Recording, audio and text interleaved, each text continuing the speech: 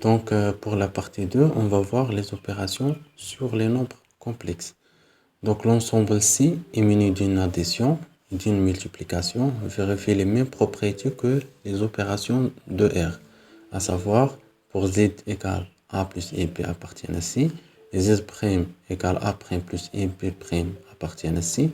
On a pour l'addition z plus z' égale a plus a', c'est-à-dire on additionne les parties réelles, plus i, b plus b'. Donc, i fois la somme des parties imaginaires.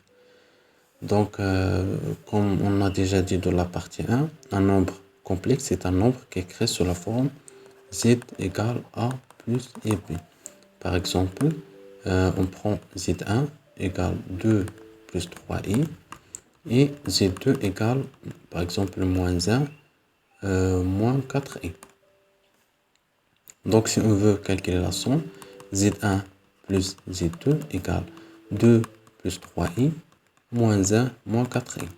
C'est-à-dire on additionne les deux nombres. Donc, on fait la somme pour les parties réelles. Donc, 2 moins 1 égale 1.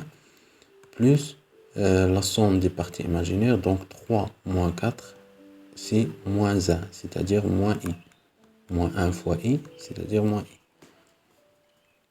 Donc, la somme z1 plus z2 égale 1 moins i.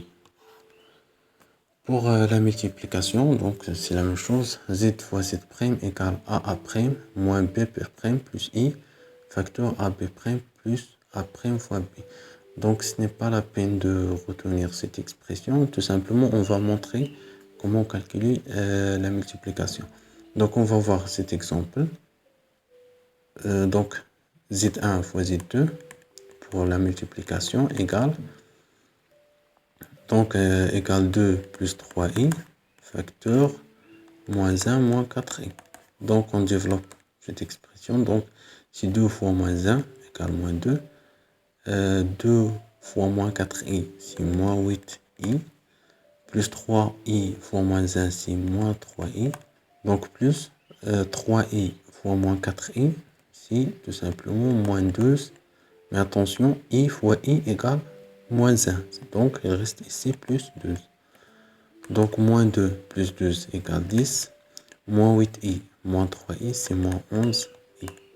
Et voilà le produit Z1 fois Z2.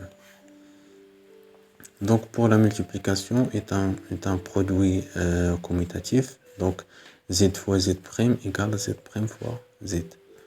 Pour l'égalité, donc pour que Z égale Z', donc si et seulement si A égale A' et B égale B'.